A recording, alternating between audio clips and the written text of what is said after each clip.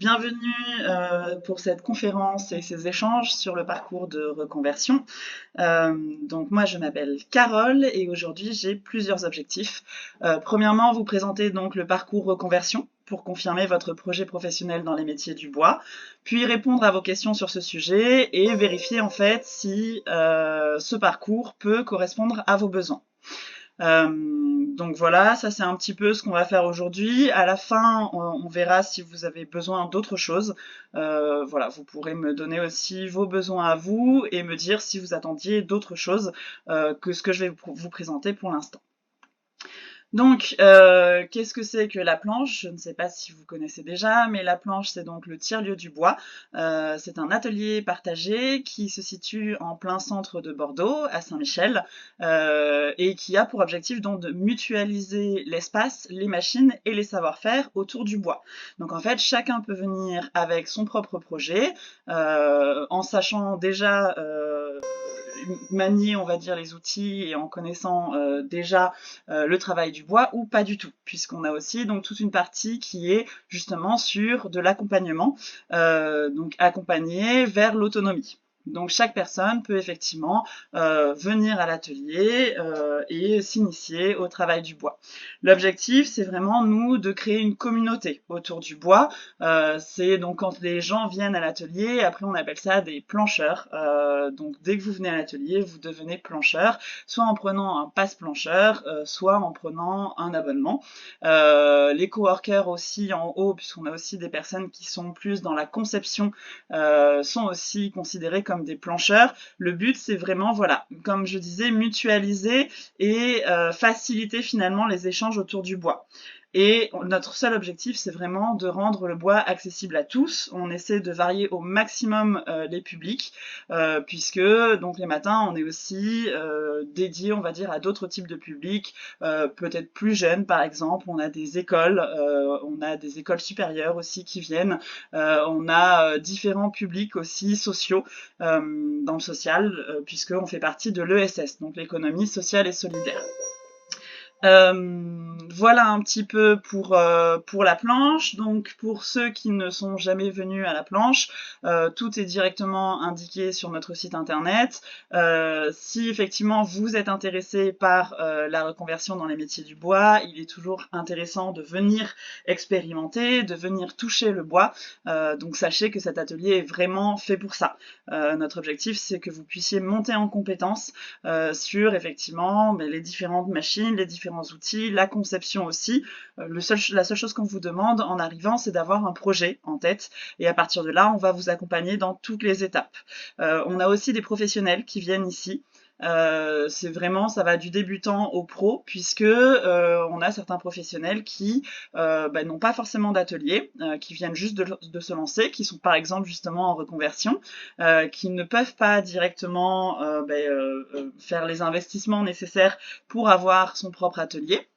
Ou bien on a aussi des professionnels qui ont un atelier mais qui ne se situent pas dans le centre de Bordeaux et donc quand ils ont des chantiers sur Bordeaux, c'est plus pratique pour eux de venir à l'atelier.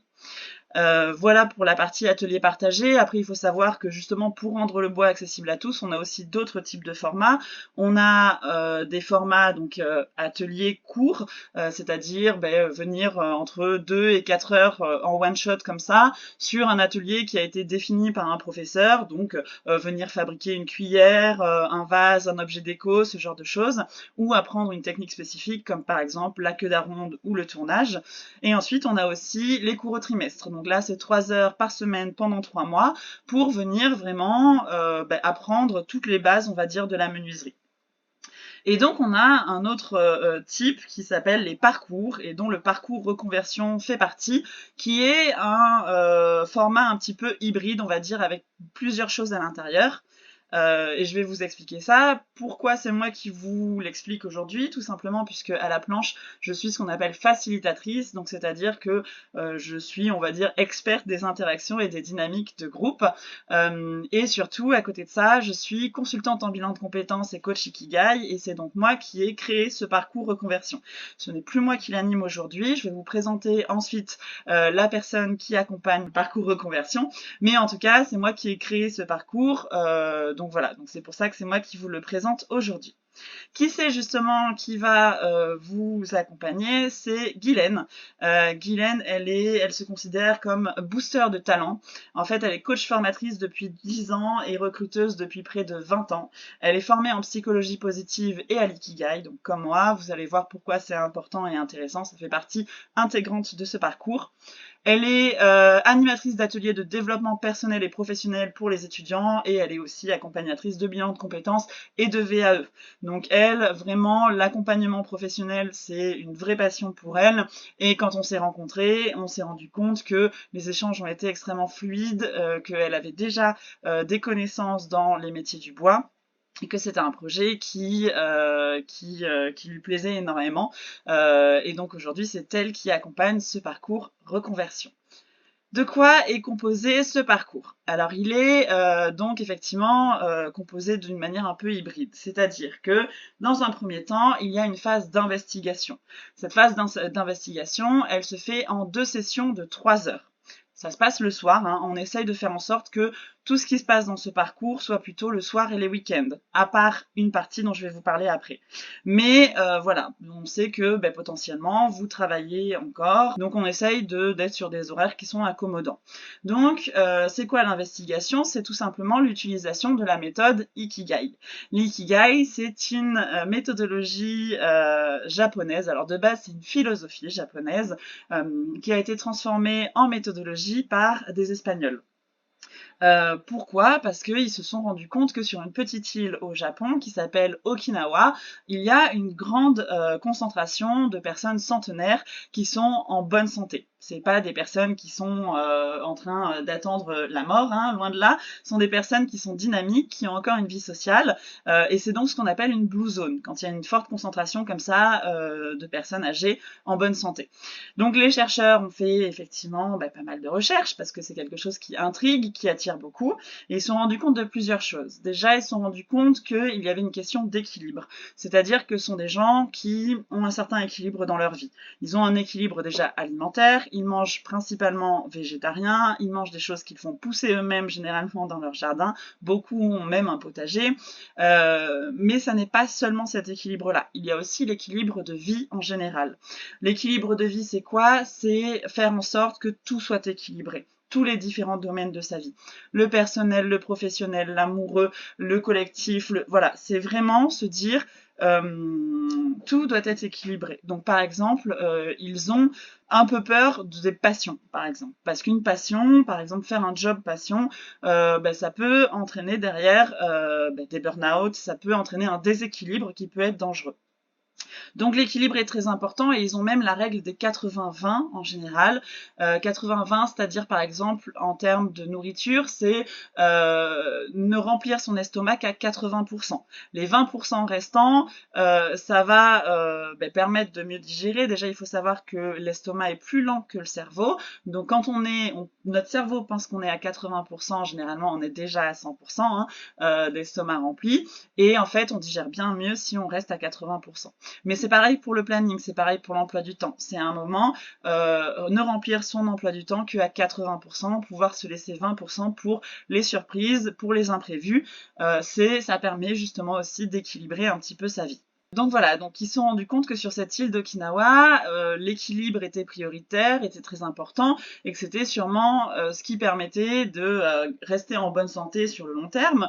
Mais ils se sont aussi rendus compte que les personnes d'Okinawa, en tout cas, avaient donc ce principe d'ikigai. C'est quoi l'ikigai? C'est ce qui nous permet d'être plus alignés avec nous-mêmes. Alors vous allez trouver plein de livres actuellement sur l'ikigai qui va vous dire découvrez votre job idéal.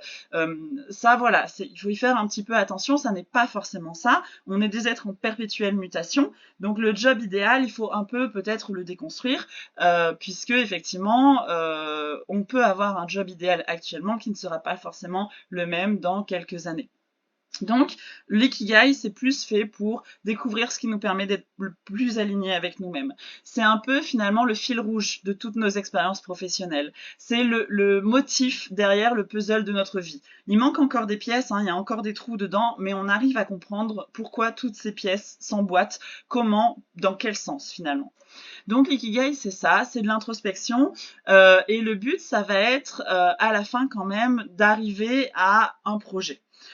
Comment on fait? C'est finalement 4 cercles: ce que j'aime, ce pourquoi je suis douée, ce dont le monde a besoin et ce pourquoi je peux être payée. On va répondre à un maximum de questions pour avoir un maximum de réponses à ces questions-là. Et ensuite, on va faire l'intersection de tout ça. Et c'est à l'intersection de ça, c'est au centre de ce que j'aime, ce pourquoi je suis douée, ce dont le monde a besoin et ce pourquoi je peux être payée, qu'il y a vraiment ce qui nous permet d'être plus alignés avec nous-mêmes. Donc voilà, donc ça c'est 2 fois 3 heures, 2 soirs. Voilà, ça dépend des sessions, je vais vous montrer les dates un petit peu après. Mais l'objectif, c'est vraiment à la fin de définir un petit peu mieux un projet. Pourquoi? Tout simplement parce que là, quand vous pensez métier du bois, vous pensez peut-être les métiers qui existent actuellement, c'est-à-dire menuisier, ébéniste, charpentier, entre autres. Sauf qu'aujourd'hui, on se rend compte qu'il est aussi possible de créer son propre métier. Il est possible d'inventer son métier, et peut-être que finalement le bois pour vous ne va être qu'un support pour autre chose. Peut-être que vous allez lier votre activité actuelle avec le bois de manière à ce que ça prenne plus de sens pour vous. Peut-être que finalement le bois ne va être qu'un support. Et c'est ça qu'on va aller chercher avec l'ikigai, c'est d'aller voir où se situe justement le bois sur votre diagramme d'ikigai, dans vos 4 cercles. Ça va peut-être être effectivement à la fin un métier qui existe déjà, menuisier, ébéniste ou charpentier. Mais peut-être qu'on va aussi aller chercher un petit peu plus loin et puis se dire, ok, menuisier, mais menuisier pourquoi? Dans quel but? Dans quel sens? Quel type de client? Menuisier, il y a des dizaines de menuisiers, de types de menuisiers différents. Donc l'objectif, ça va être vraiment d'aller chercher ce que vous venez justement chercher dans ces métiers-là. Ensuite, il y a une phase de découverte. Ça, vous le faites en autonomie chez vous. Je vous ai pas dit, mais la première partie, c'est donc en groupe. Ça se passe donc avec Guylaine et puis avec un groupe de 4 autres personnes, puisqu'il y a 5 participants à chaque fois. L'objectif, c'est vraiment de travailler sur l'intelligence collective, d'accord, sur l'ikigai. Ça permet vraiment de déclencher des choses. Sur la partie découverte, là, vous êtes en autonomie, puisque vous êtes chez vous. Il y a 6 heures de vidéo, et l'objectif, c'est que vraiment, avant de venir faire le bilan, il faut que vous ayez vu ces vidéos-là. Généralement, vous avez entre 2 et 3 semaines entre la partie investigation et la partie bilan. D'accord? Donc, ça vous laisse le temps. Qu'est-ce que c'est justement? Ce sont donc des interviews. Donc, c'est normalement une étape qui est obligatoire quand on fait un bilan de compétences, c'est aller faire des enquêtes métiers. Là, on vous a vraiment mâché le travail, pré-mâché le travail, on va dire, puisque on est allé interviewer des menuisiers, des ébénistes et des charpentiers, mais aussi tourneurs et aussi donc le fondateur de la planche pour aussi voir justement sur qu'il est possible de créer de nouveaux projets à partir du bois. Et tous ces gens-là, on est allé les interviewer de manière donc, en vidéo avec toutes les questions que normalement, moi, je demande à mes bénéficiaires de bilan de compétences de poser. Donc là, l'objectif, c'est quoi? C'est vraiment que vous ayez une image réaliste des métiers du bois. Aujourd'hui, on le sait, avec effectivement les événements qui ont eu lieu, comme par exemple le Covid, il y a eu beaucoup de remises en question sur les métiers qu'on fait actuellement, et il y a un attrait assez particulier pour les métiers de l'artisanat, les métiers du fer, du manuel, sauf qu'il faut bien avoir conscience de ce que c'est exactement. On a tendance un petit peu à en avoir une image un petit peu idéaliste. Donc le but, c'est vraiment que vous ayez une vision réaliste de ces métiers-là. Donc les gens, quand on les interviewe, on va vraiment leur demander justement quel est votre quotidien, de quoi est fait votre quotidien, par quelles études vous êtes passé, bien sûr, mais aussi quelles sont les étapes les plus difficiles, quelles sont les missions au quotidien les plus difficiles. Voilà, vraiment, on essaye de poser un maximum de questions de manière à ce que vous ayez une vision réaliste de ces métiers-là. Dans la partie découverte, il y a aussi un e-book. Ce e-book-là, il vous explique déjà les différences entre ces métiers. Normalement, avec les vidéos, déjà, vous les avez comprises. Mais voilà, il explique les différents métiers et ensuite les différentes formations pour atteindre ces métiers-là. Donc, quelle est la différence entre un CAP et un titre pro et un BP? Voilà, est-ce que pour devenir menuisier, est-ce que les trois existent? Ce genre de choses sont indiquées donc dans le e-book. Et en plus de ça, on est allé donc faire des partenariats avec les différents centres de formation qu'il y a autour de Bordeaux. On leur a tous présenté donc ce projet-là et on a récupéré les informations principales sur tous les organismes de formation, de manière à pouvoir derrière vous guider aussi sur quels sont les organismes de formation qui vous correspondent le mieux. Il y en a différents, c'est différent, donc comme on disait, différents diplômes, donc quel est le mieux pour vous? Quel est celui qui vous correspond le mieux? Comment on peut aussi les financer? Ça, c'est important. Quand commencent les prochaines sessions? Tout ce genre de choses sont effectivement dans la partie découverte dans le e-book. Ça, c'est la deuxième partie. Ensuite, la troisième étape, c'est l'étape, on va dire, bilan. Donc là, c'est 1 heure en one-to-one, vraiment, avec Guylaine, donc pour mettre en place un plan d'action. Alors, ça va dépendre des personnes. En fonction de là où vous êtes, peut-être que vous aurez d'autres choses à traiter avec Guylaine. Soit vous pouvez faire effectivement la fin de l'ikigai. Ça, c'est possible. Soit vous avez des questions sur ce que vous avez entendu durant les interviews. Soit vraiment, vous voulez mettre en place un plan d'action, puisque c'est bon, vous avez votre projet, vous savez ce que vous voulez faire, vous êtes sûr du fait que vous voulez faire tel métier, vous avez commencé à vous renseigner donc sur les différentes formations, mais quel est le plan d'action? Comment on fait? Comment on fait pour se reconvertir? Comment on fait pour avoir des financements? Comment on fait pour rentrer dans un organisme de formation? Tout ce genre de choses-là, vous le voyez en individuel avec Guylaine, 1 heure. Cette heure-là, elle se fait en visio, donc en distanciel, et vous pouvez la caler un peu, voilà, en fonction des disponibilités de Guylaine, bien sûr, mais aussi surtout en fonction des vôtres. Et ensuite, il y a de la pratique, puisqu'il y a un atelier qui se fait donc directement à la planche. C'est le seul qui va se faire effectivement en semaine, puisque ça se passe le jeudi matin de 9h à 13h. Donc l'objectif, c'est quoi? C'est de venir faire, donc il va y avoir une partie théorique, donc pour vous apprendre c'est quoi le bois, comment ça pousse, pourquoi ça bouge, comment on reconnaît les différentes essences, comment on reconnaît les dérivés. À quoi ça vous sert? Ça vous sert tout simplement puisque pour rentrer dans certains organismes de formation, aujourd'hui, il y a des mini-tests. Et dans ces mini-tests, il peut y avoir ce genre de questions. Donc, c'est important que vous le sachiez, et puis tout simplement parce que c'est la base aussi des métiers du bois. Donc, c'est des choses qui sont importantes pour vous. En plus de ça, il y a une partie donc vraiment pratique, puisque vous allez faire un assemblage aux outils à main. Donc c'est un assemblage mi-bois, ce qui nous permet, si vous n'avez jamais touché le bois, de voir, de tester pour la première fois. Et si vous avez déjà effectivement une certaine pratique du bois, là, ça va vous permettre, on va aller justement pousser un petit peu et vérifier où vous en êtes au niveau précision. Okay, on va pouvoir vous challenger avec cet assemblage-là. Voilà comment ça se passe. Donc les 2 séances de 3 heures, ensuite une séance individuelle de 1 heure, et ensuite la séance à l'atelier, avec au milieu 2 ou 3 semaines pour découvrir les différentes vidéos et le e-book. Quels sont les objectifs de ce parcours reconversion? Les objectifs, c'est vraiment que vous repartiez avec une idée précise de votre projet. L'objectif, c'est vraiment de vous éclairer et de confirmer votre projet professionnel. C'est jamais facile, une reconversion professionnelle, on se pose énormément de questions. Le but, c'est que en repartant, vous n'ayez plus de questions. Que on est au courant, c'est très court comme parcours. L'objectif, ça va pas être de vous former réellement au métier du bois, c'est juste vraiment de confirmer votre projet professionnel et d'enlever les questionnements que vous avez, d'enlever vos peurs, de commencer à déconstruire un petit peu vos croyances limitantes et que vous repartiez vraiment avec un plan d'action.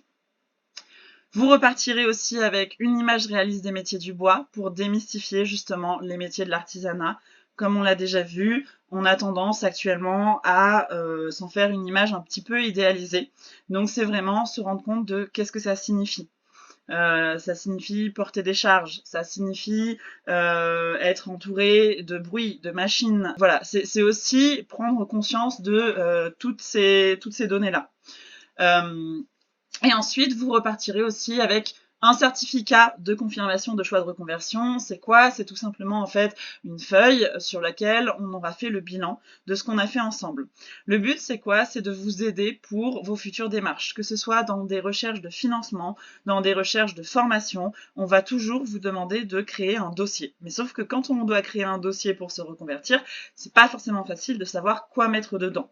Donc ça, bien sûr, on en parle, vous en parlerez avec Guylaine donc pendant votre échange individuel. Mais justement, ce petit bilan, ça permet d'avoir un élément en plus dans votre dossier, surtout que nous, on est donc rentré en contact avec tous les organismes de formation autour de Bordeaux, qui sont au courant de qui on est, de ce qu'on fait, de quel est le programme de ce parcours, quel est le contenu. Donc voilà, ils sont au courant du sérieux, c'est des gens qu'on connaît bien dans tous les cas.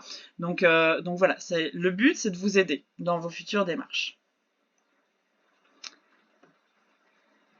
Donc, quelle est l'organisation? Là, actuellement, on a 2 prochains parcours qui sont programmés. Le parcours d'avril, donc qui va commencer le 4 avril, c'est-à-dire dans 2 semaines, du 4 avril à mi-mai, on va dire. Donc, les 2 séances d'Ikigai, c'est le mardi 4 avril et le lundi 17 avril de 18h à 21h. On l'a dit, ça sont les séances qui se font en groupe. Ensuite, vous avez 3 semaines pour visionner les 6 heures de vidéo. Le jeudi 4 mai de 9h à 13h, vous êtes à l'atelier pour donc l'initiation au travail du bois. Et début mai, vous avez 1 heure d'échange individuel en visio que vous calez directement avec Guylaine. Le parcours de mai, c'est du 10 mai au 10 juin. Le mercredi 10 mai et le mardi 16 mai, vous avez donc l'Ikigai de 18h à 21h pour faire l'introspection. Ensuite, 3 semaines pour visionner 6 heures de vidéo. Le 1er juin, vous avez la partie donc pratique à l'atelier. Et début juin, pareil, à caler avec Guylaine, 1 heure d'échange individuel en visio. Voilà un petit peu comment ça se passe, quelles sont les dates des 2 prochains parcours. On arrive maintenant au prix. Le prix, c'est un prix qu'on a voulu mini, puisque c'est à 340 €. Ça n'est pas finançable par le CPF, tout simplement parce qu'on est considéré comme un organisme de loisir et non pas un organisme professionnel. L'objectif, c'est aussi que vous puissiez conserver votre CPF pour votre formation technique. Derrière, effectivement, pour se reconvertir, vous allez avoir besoin d'une formation et potentiellement d'un financement pour cette formation. Voilà un petit peu pour ce parcours-là. Si jamais vous avez des questions qui pop après ou quoi que ce soit, de toute façon, la plupart des informations sont sur le site internet. Sinon, vous n'hésitez pas, vous nous appelez, vous passez, vous nous envoyez un mail. Il n'y a pas de souci. Merci beaucoup à tout le monde. Merci. Passez une bonne soirée.